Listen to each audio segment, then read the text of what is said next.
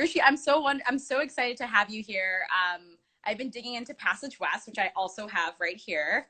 And to tell people about it, we just previewed it about an hour ago, but it tells a tale of a Punjabi family who ends up in the Imperial Valley in California in the 1910s, at a time when many people didn't realize there were actually Indian immigrants in America. And it's also, happening with the rise of anti-immigrant sentiment. And there's much more to dive into, but that's the general premise. Rishi, do you want to add more before I also introduce you? But this is what we'll be talking about. Go ahead. Yeah, no, I think that encompasses it. And there's a lot of people in the Valley at that time that have come from all over the world and all over the United States. None of those folks have come from the Valley. They're all sort of immigrants, so to speak. So, that's the setting for the book. That's awesome. And then we're also excited to have Rishi here. She is the author of this amazing novel. A little bit more about Rishi, and I'll let you also add to that, is that, you remind me of several other author profiles. You've been a lawyer for over 25 years. You went to Swarthmore for undergrad and Northeastern School of Law to get your law degree.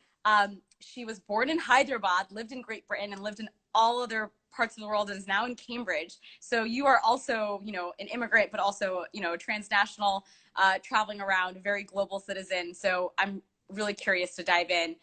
Rishi, do you want to add more and tell us a little bit more about yourself before I continue? I lived all over the U.S. when we first moved here. I grew up in the all over the U.S., but also I was born in India, moved to England for a while, and then lived here. And I think a lot of that sort of global outlook and the nomadic aspect of that is something that I wanted to focus on in the book as well. That's awesome. I want to now dive a little bit into the novel. The first thing is, this is such an important time in American history that many people don't even know about. Many people, I think, especially among millennials, they're much more familiar with the post-1965 wave of immigration, of, high skilled, et cetera. But, people from Greater India were immigrating to America years before that. Some people say we arrived as early as the early, 1800s. So I'd like to start with, how did you pick this specific time period as you were, setting out to write this novel, that this is the period you want to focus on? Well, actually, Indians were even on record for having come to the U.S. as early as the 1600s, where there was a Sikh man who jumped ship and actually is reported to have settled with the Wampanoag Indians in Massachusetts. So that's the first recorded time of South Asians in America. But I focused on this time because when I was in law school, I took a class where we studied the case of Bhagat Singh Thind, who was a person who had applied for U.S. citizenship after having served in the U.S. Army. And on the basis of that citizenship, on the basis of that service, he applied for citizenship, obtained it, but later in a long drawn out battle, he lost that citizenship in the United States Supreme Court. So when I learned about that case, I started to really research, wow, how many South Asians had lived in the United States at that time. That would have been the 1910s and the 1920s. Why did I not know about them? Those of us who came after 1965 had a certain arrogance about us being the first South Asians who had come here. That really mattered, really mattered. And my family certainly had that. We came in 1971. So when I started to dig into this a little deeper, I was really fascinated with the great number of South Asian men, especially that were in the US at that time, and how much they had contributed to American society and how much they were in the imagination of Americans that lived here at that time as well. That's amazing. And then how do you do research for this kind of sweeping novel that kind of crosses multiple decades? And yeah, tell me more about that process for you.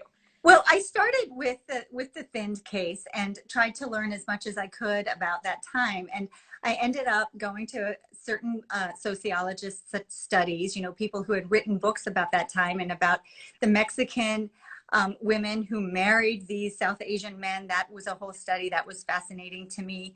I looked at newspaper articles. Some of those words in those articles appear verbatim in the book. The Ghadar Party had a newspaper that I also quoted from in the book.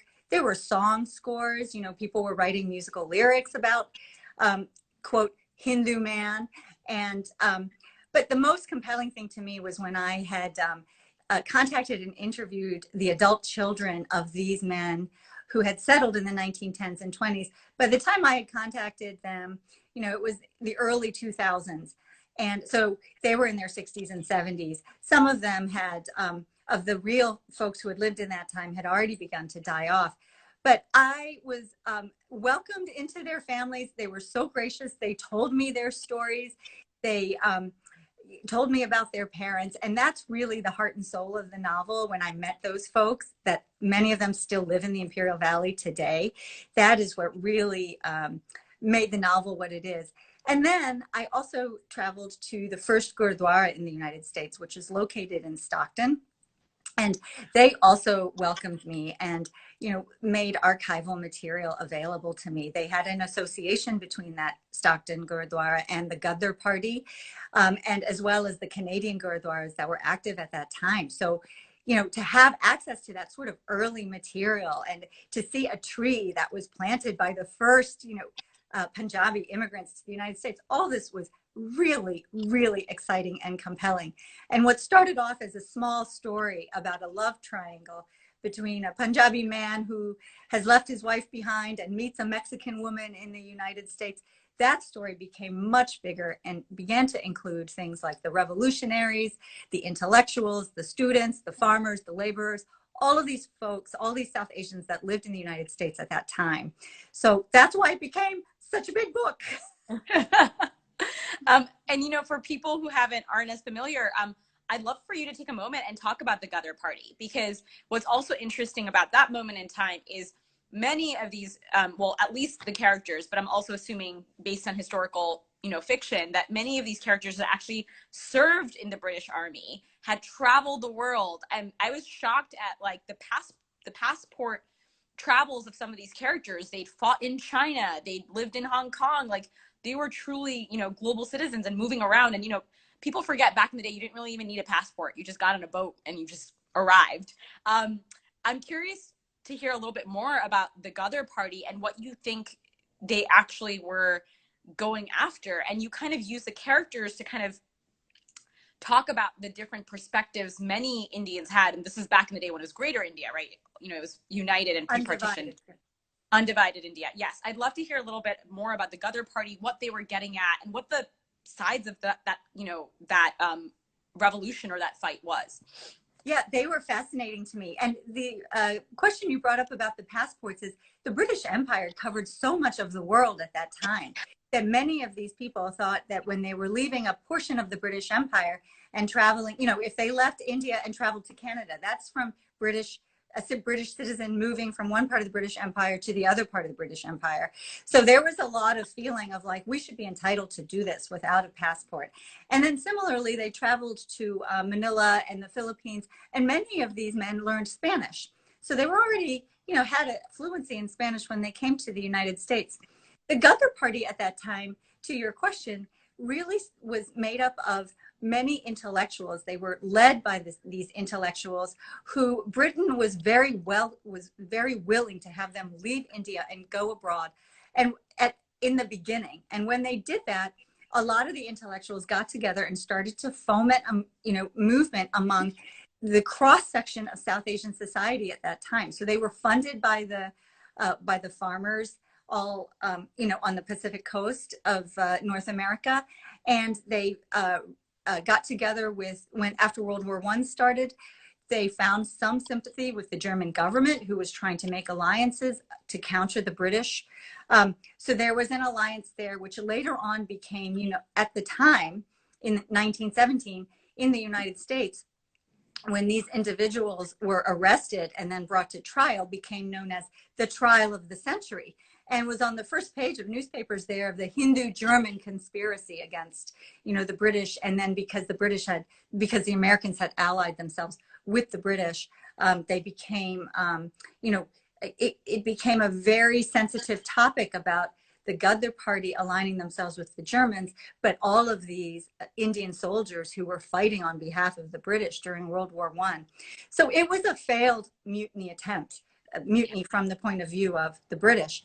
From the point of view of the South Asians, it was a failed attempt for revolution and for freedom. And it's also something that I felt like, although my parents knew about it, had studied it a little bit in their history classes, in their generation, I felt that many people in our generation didn't know about it at all. It was, we didn't know that not only was there a political movement founded here in the United States, in the Berkeley area, and those buildings, the dormitories where these students and intellectuals were congregating, were named and were known and had addresses.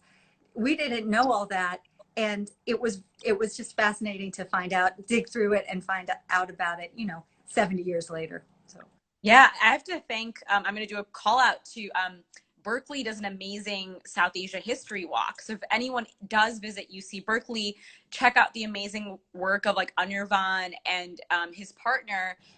They do this amazing South Asia history walk, and that was the first time I had heard of the Ghadar Party, because even I grew up in the East Coast, so I was like, I didn't even realize that there's so much history, and Berkeley has a lot of that history still there. So just go check it out next time you're in the neighborhood. Do that tour.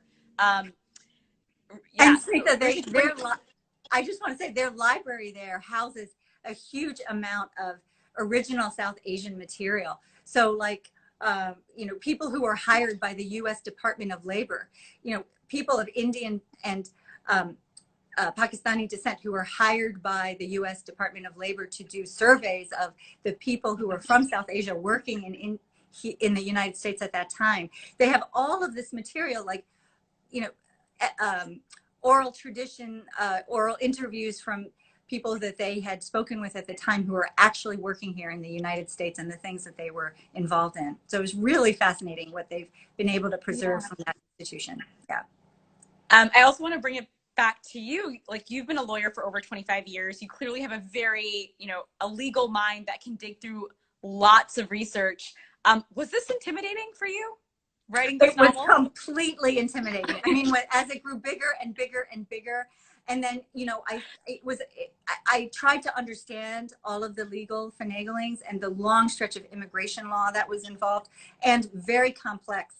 And so because I was coming at it from this legal perspective, I felt like I needed to understand it. I felt like the court case that I depicted needed to be accurate. And it was only after, I was on the other side of the hill, like on year 10, it took me 12 years.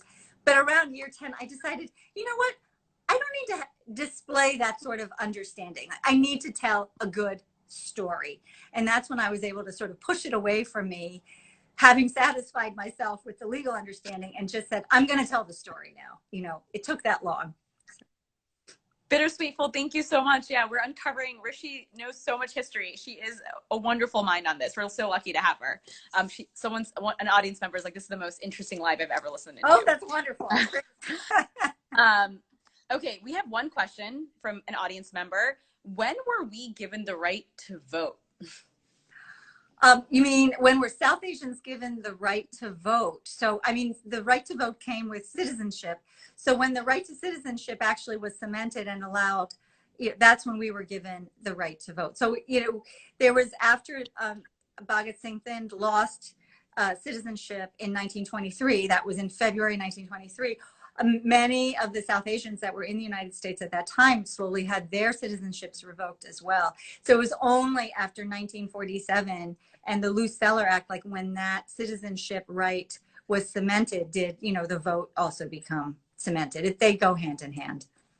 And it seems like there's also this era, Rishi, where people, when they didn't have that citizenship, there was that limbo. And, there are stories of how some people committed suicide or left because, like, the state didn't know what to do with them. Like, is that true?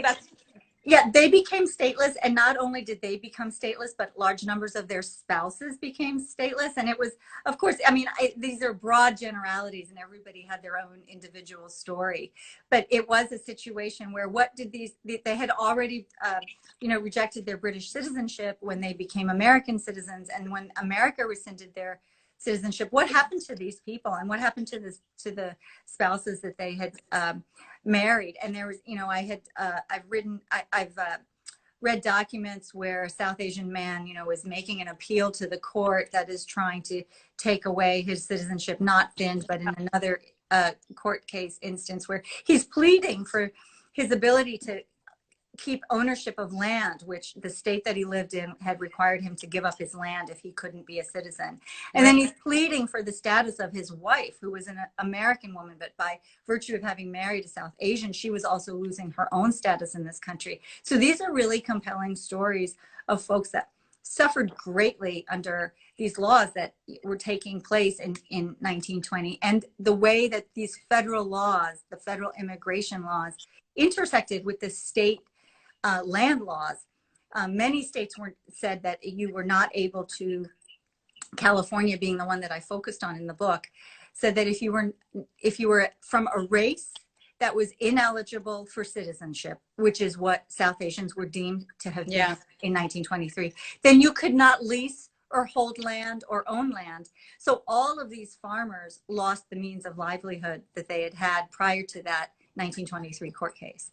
So there were real stories that were very compelling from that. That's okay. We have one more question.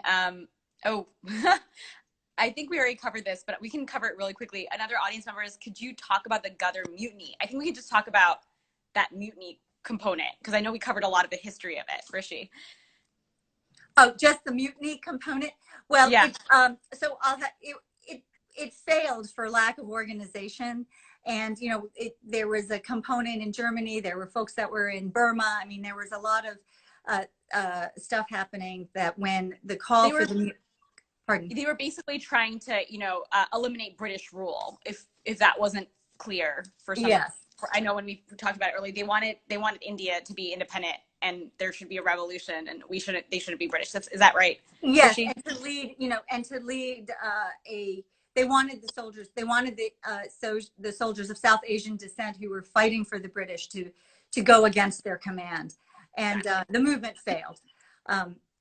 But that didn't mean that they, you know, that sole military aspect of it was not the only part. They published a newspaper. They published pamphlets. I mean, they were trying to get folks in India to rise up against the British government. And I mean, it just was not organized enough. Yeah. I'm now going to turn it back to you more, Rishi. Tell me a little bit more about you as a reader and a writer. Many writers have certain muses they grow up with that, like, this is like the novelist I really loved. Who are your kind of writer inspirations, either for this specific novel or in general in life, that you constantly find yourself turning back to?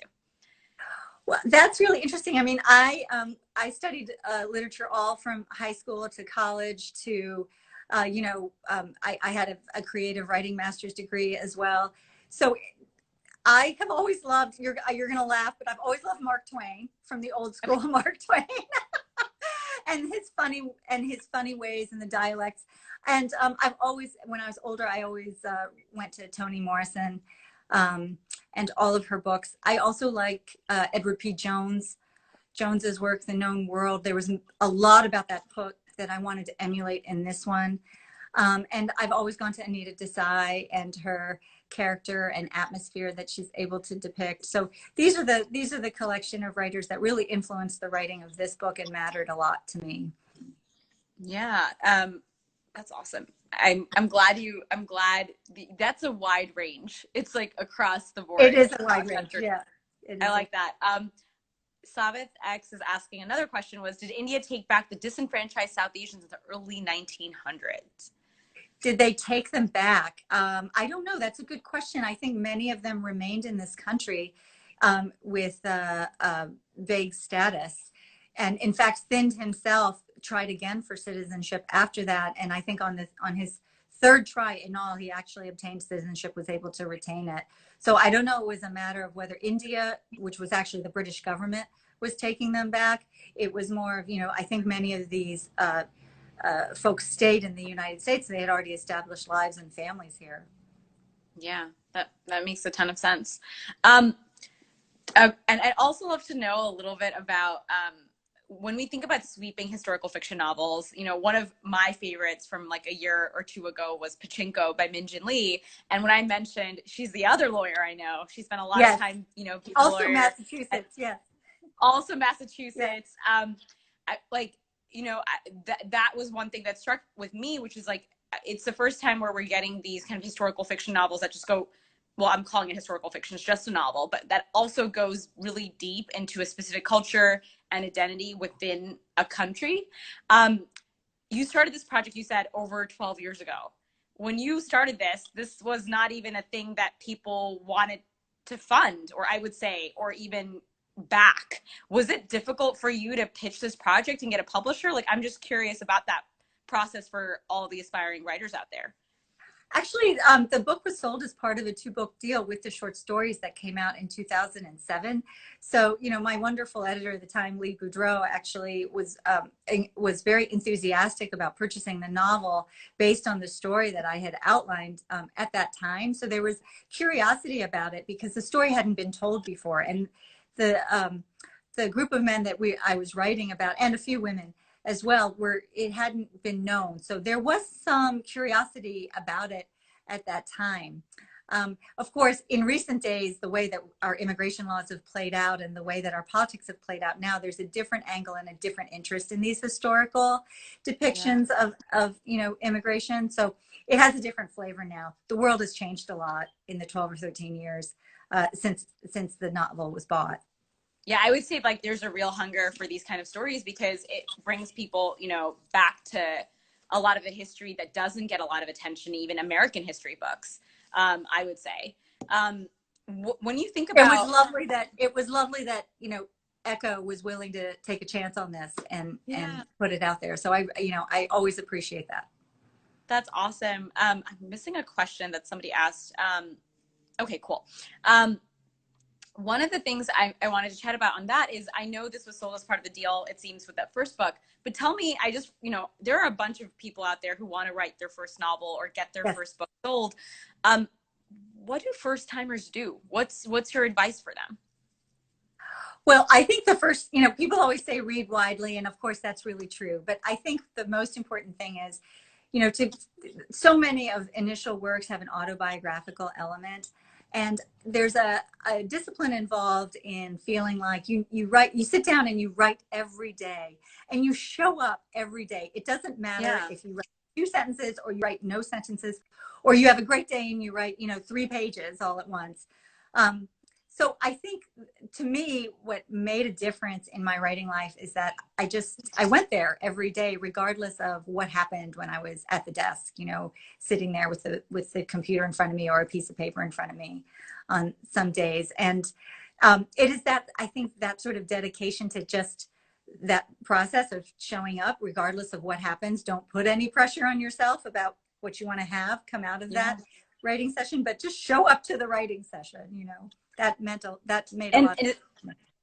And is it hard to find a publisher for those first time, when, like, think back to, like, for you, like, several years ago, was it difficult to do that? Like, did you have advice for that process? I went the traditional route. So, you know, I found an agent, and the agent helped me find a publisher, and she was very wonderful about that. There's so many other avenues today. I mean, I'm talking about 15 years ago. So there's so many other avenues today that people have. I mean, a lot of people, there's the competitions that one can enter your first novel or your first collection into. There's, of course, self-publishing. But, you know, the competitions that allow you to submit a book, have people recognize it, be paid at least some nominal fee, and have your name out there with some recognized piece of work that others have found to be worthy. So if you're trying to launch a career, this is one way to do it, other than the traditional route, which, you know, it remains in effect, but is also still difficult. Sureka Iyer asks, what made you stay with this project for 12 years? That's a lot of dedication. It was a lot of dedication. I don't know the answer to that question. You know, I often ask myself, gosh, why did I want to have children? And, you know, it's so much work. But you still do it, right? And you don't know the answer to why. You just do it. It's just something that calls to you. And I am often, you know, at quiet times when I'm just thinking about it, I ask myself the same question: what made me stay with this damn book? I don't know. But I felt like it was a story that needed to be told, and nobody else was telling it, so I wanted to tell it. It's very powerful.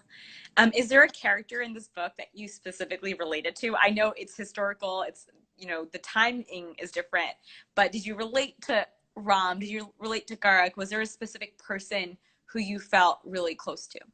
I related to some portion of each character that's in the book. And for Ram, it was the ambivalence about, do I want to stay or do I want to go, which is a lot of, what my family grappled with when I was growing up here. Do I want to stay in the US or do we want to go? What do we actually gain by being here?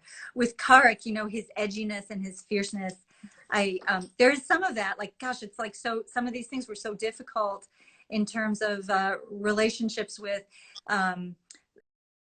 folks who were not familiar with Indian culture when I was growing up here, that edgy sort of like, I'm really angry about this. And with the women, Padma's sense of loss, like that she lost so much of her life and her opportunity when her husband left and came to the United States.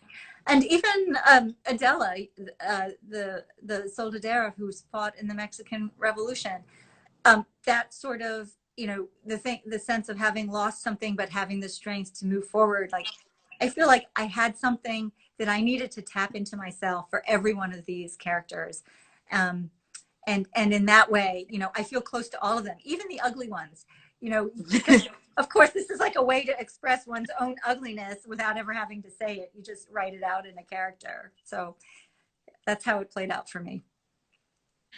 To bring it back to today, Sarika, the book is out. The book is out. Yeah, you can buy it from a local bookseller or an online retailer. Yeah. Anywhere. It's here. Anywhere. I want to bring the last couple minutes back to today. It's been such a, to your point, like when you started researching, today we're in a very different world where anti-immigration sentiment, one could argue, is on the rise among, certain governments. And, it's also, we're in the middle of a situation where the State Department of the US has, given out a very vague situation about what's happening in terms of immigration during Corona. How do you view kind of what's happened and changed in the world? And do you see any similarities from the 1910s to today? Or do you think we've morphed as a country? As the United States? I see a lot of parallels. I mean, there's some very general parallels about what was going on in terms of immigration then and now, as well as things like there was a women's movement then that was called Votes for Women, and our women's movement is, the Me Too movement, and there was the 1918 influenza pandemic, and we have a pandemic. I mean, there's a lot of strange similarities from that time to now, but the anti-immigration things that were going on at that time definitely they were utilized by the politics of that time. They went both ways. Woodrow Wilson was trying to get immigrants to enlist in the U.S. Army to fight for the U.S. government during World War I. He was using all sorts of carrots to try to get folks to enlist by saying, you will have citizenship immediately if you enlist and fight in the U.S. Army. And then as soon as the economy tanked after that World War, there was all of this anti-immigrant sentiment because of that, the crashing economy and the way that the politicians at that time used anti-immigrant sentiment to buoy their own political careers. Well, I mean, I think there's a lot of parallels between that time and now. And it was only after the 2016 election and the way that played out that all of that vast, massive research that I had put together over, the 9 years or however long it had been by that time, I felt like, wow, I have a real message that I want to convey through these characters now, in terms of, I had something that I wanted to say about the direction that the country was returning to. That way that the U.S. has always, like a pendulum, gone back and forth between these movements of the xenophobia and the open-mindedness. And in addition, and I try to portray this in the very opening pages of the book, there's always been two Americas. There's been the America that has always been, come to us, we will welcome you, you will become part of us, and then you will help us lead the way, right? And then there's been the America that's like, stay back, this is who rules here, these are the rules, and if you can come in and assimilate to a certain bit, maybe we'll accept you, but you're always going to be one step down if not 2 or 3 steps down. And by the way, we have a racial hierarchy here, and we're going to fit you into your slot. So these two Americas have always coexisted. And where the political strength is at any particular time, you know, that's the history of this country. And so in that way, I think the times have not changed. We're just in a different spot along the chronology in the timeline. You know. Rishi, thank you so much for your time, your wisdom, your research, your work, for getting this story out. Honestly, like, I think I a lot of this stuff, like, I've only found out in more recent history, which is just a shock, because we all grew up, I mean, I grew up in America, did not read about it in any history book. And so I really do think this is a worth a read for everybody who hasn't picked up a copy. You'll learn a ton, and hopefully each of those moments will allow you to dig deeper into our own history, especially if you're South Asian American. But Rishi, would you like to leave us with anything else? For me, I'd say go read this book. But Rishi, tell us if there's anything else you'd love to share with the audience before we let you go. I'm hoping that the book inspires some really nuanced conversations around race and immigration and the way that we talk about these subjects. I'm hoping that we can, like, leave the binary behind. I don't want this, like, you're a racist, you're a racist. And I tried to portray that in the characters too, a more nuanced depiction of this struggle around race that we all have as a society, and that we all have inside of us, each of us individually. If we could introduce some humility to the conversation, I think we would go a lot farther. So I just want to say thank you for having me here. This was such a thrill, Snigdha. It was wonderful to be invited, and I'm so happy to speak with you today. Yeah, and we are going to post the live afterwards for 24 hours. We're also recording everything, and we're going to post it on our YouTube channel, and eventually, when I figure it out, on IGTV. That's a new medium for us. So this will live longer if you missed it. We're so thankful for the audience. You asked such wonderful questions, and the curiosity about the Ghadar Party, our history in the 1900s, like, the audience is what makes this so exciting for, I think, both of us. So Thank you for being so engaged. And Rishi, I feel like you and I should just keep chatting. You should write some guest articles for the Juggernaut, because you just have so much wisdom. And I think that even, you know, sharing some of that in shorter bits for some of our audience, I think they'd really appreciate that, because you're just a fount of knowledge. So thank you for sharing you and sharing what you found. Thank you for having me, Snigdha. It was a pleasure. Great. Take care, everyone. Bye-bye.